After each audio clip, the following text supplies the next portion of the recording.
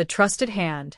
Before we go any further, if you're drawn to the darkest corners of true crime, if you want stories that crawl under your skin and stay there, smash subscribe, leave a comment, and don't look away. This one starts quietly and ends in terror. The call came in just after dawn. An 81-year-old woman, respected, wealthy, and sharp-minded, was found dead in her home in Hyde, Greater Manchester. No signs of a struggle. No broken locks. No screams heard in the night. For most deaths at that age, the case would have ended there. Natural causes. Another peaceful passing. But this one didn't sit right. Kathleen Grundy was not sick. She was active, outspoken, and fiercely independent. Just days earlier, she had been making plans, writing letters, organizing her affairs with the precision of someone who knew exactly what tomorrow would bring. Now she was gone, pronounced dead by her family doctor, a man who had cared for generations of patients, a man people trusted with their lives. Dr. Harold Shipman. At the scene, officers moved slowly, respectfully. Grundy was a former mayor, a community pillar. Her living room was neat, her furniture undisturbed. There was no obvious cause of death.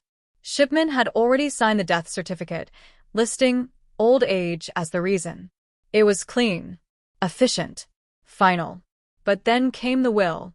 Kathleen Grundy's daughter, Angela Woodruff, sat at her kitchen table, reading a document that made her blood run cold. The will left almost everything, her home, her savings, her estate, to Dr. Harold Shipman. Not a charity, not family. Her doctor. Angela knew instantly something was wrong. Her mother had never mentioned changing her will, never hinted at such a decision. And the signature at the bottom didn't look right. It looked forced. Wrong. Like an imitation of a familiar hand. She went to the police. At first, even investigators hesitated. Accusing a doctor, especially one so respected, was unthinkable. Shipman was known as kind, attentive, old-fashioned. He made house calls. He listened. Elderly patients adored him. Families trusted him completely. He was the last person anyone expected to be at the center of something sinister. Still, doubts crept in. Detectives began asking questions. Why was Shipman alone with Grundy shortly before her death? Why had he insisted on being present? Why the rush to cremate her body? And why had he personally typed the will on his own machine? As officers quietly widened their lens, strange patterns emerged. Shipman had signed an unusually high number of death certificates. Many of his patients died at home, often alone, often shortly after he visited.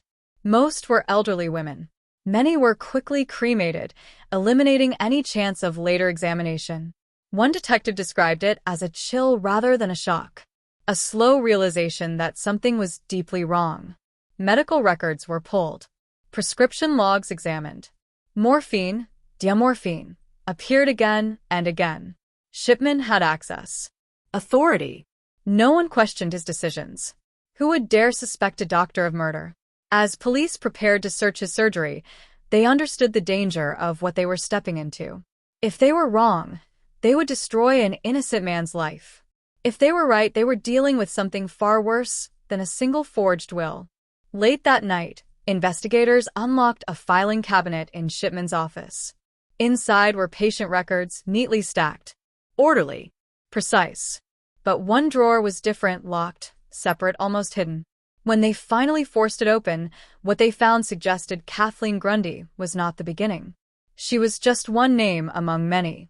And suddenly, the question was no longer how one woman died, but how many others never had a chance to tell their story. By the time detectives turned their full attention to Harold Shipman, they understood one thing clearly. This was no ordinary investigation. Every move had to be careful.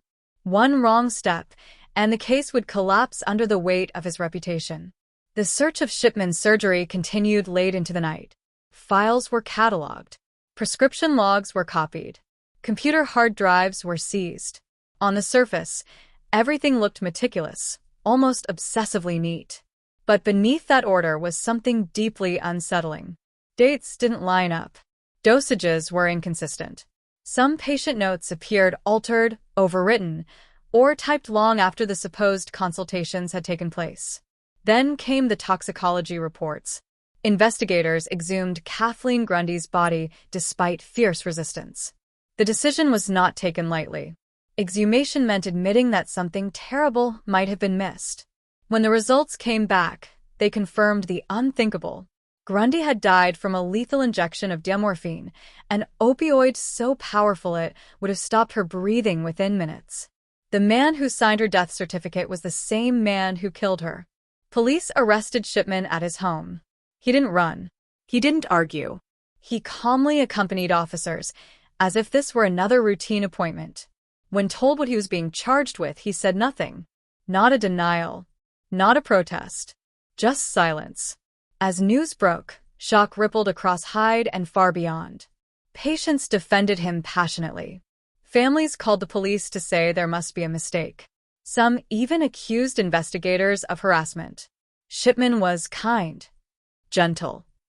The only doctor who truly cared. That loyalty became a shield, one that slowed the investigation at every turn. But evidence doesn't care about reputation. Analysts began mapping Shipman's patients against regional death rates. The results were staggering. His elderly patients were dying at rates far higher than any other doctor's. Many deaths clustered around the same times of day. Many occurred shortly after home visits. Almost all followed the same quiet pattern: no witnesses, no autopsies, rapid cremation. Then investigators uncovered something worse. Shipman had been falsifying medical records to cover his tracks, sometimes entering notes after a patient had already died. He adjusted dosages, invented symptoms, created medical justifications that looked plausible to anyone not searching for murder. Families were contacted. Conversations turned painful. Detectives asked sons and daughters to relive final moments they had long accepted as natural. Some remembered Shipman insisting on being alone with their loved one. Some recalled him locking doors. Others remembered how quickly everything ended after his visit. One woman broke down when she realized the truth. Her mother hadn't slipped away peacefully. She had been injected and left to die by a man she trusted completely. As the case expanded, the list of potential victims grew longer. Exhumations followed. Each one carried the same risk. What if the truth was worse than anyone imagined? What if Kathleen Grundy was not an exception, but a glimpse into something vast? Prosecutors narrowed the initial charges to 15 murders, cases with the strongest forensic evidence. But behind the scenes, a darker count was forming. Hundreds of suspicious deaths. Lives reduced to statistics, patterns, probabilities. And still, Shipman said nothing. During interrogations, he stared at the table. When confronted with toxicology results, he didn't react. When shown forged documents, he didn't flinch. It was as if he believed silence itself could protect him, one last control over a system that had finally turned against him. Then came the moment that erased any remaining doubt. A handwriting expert confirmed the will was forged, typed on Shipman's own computer, Printed on his paper. Signed in an imitation so crude it bordered on arrogance. It wasn't just murder. It was greed. And suddenly, investigators realized they weren't chasing a compassionate doctor who snapped. They were facing something far colder, a man who played God for decades, confident no one would ever question the hand that healed. What they still didn't know was how far back the killing truly went, or how many graves were already hiding the truth. The courtroom was silent when the first verdict was read. Not the tense silence of anticipation, but the heavy, suffocating quiet of realization. By now, the illusion surrounding Dr. Harold Shipman had completely collapsed. The man once welcomed into living rooms, trusted with final breaths, now sat motionless as jurors delivered judgment after judgment.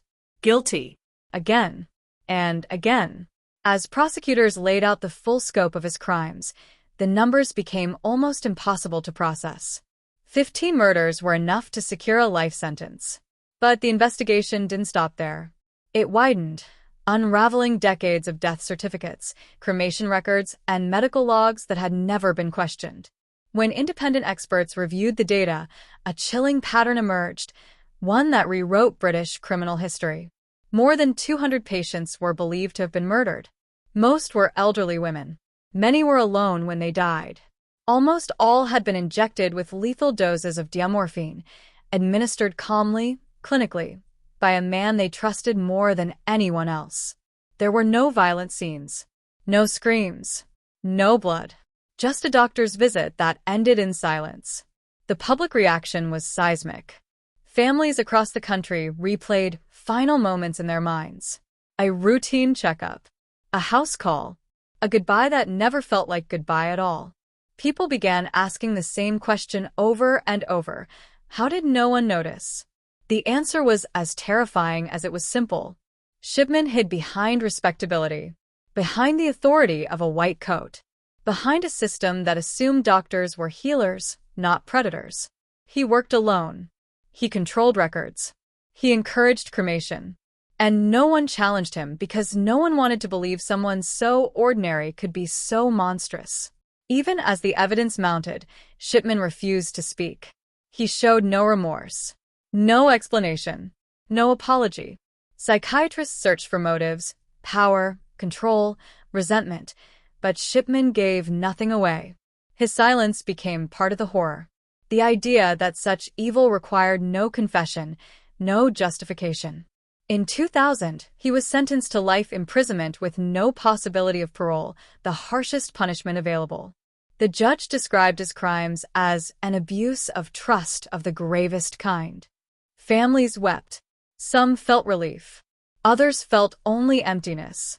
A conviction couldn't bring back decades of stolen lives. But the story didn't end there. 3 years later, inside his prison cell, Harold Shipman was found dead. He had taken his own life. No final statement. No answers. Just another death, quietly recorded. For some families, it felt like another betrayal. No chance to ask why. No chance to hear the truth from the only person who truly knew it. For investigators, it closed the legal chapter, but left a moral wound that would never fully heal. In the aftermath, medicine itself was forced to change. Safeguards were introduced. Death certification laws were rewritten. Oversight tightened. All because one man exploited blind trust for over 25 years. Yet even now, the full number of Shipman's victims may never be known. Some deaths were cremated before questions could be asked. Some records were incomplete. Some families never suspected anything at all. Somewhere in quiet towns and small houses, there may still be stories that will never surface. People who died believing they were in safe hands. That is what makes this case linger. Not the scale alone. Not the statistics. But the idea that the deadliest serial killer in modern British history didn't hide in shadows or alleyways. He knocked politely. He smiled. He carried a medical bag. And every time someone trusted him, it may have been the last decision they ever made. They thought the nightmare ended with his conviction. With his death. With justice served. But trust, once broken this deeply, never fully returns. And if this story shook you, unsettled you, or made you question the line between care and control, stay close. The next one goes even deeper.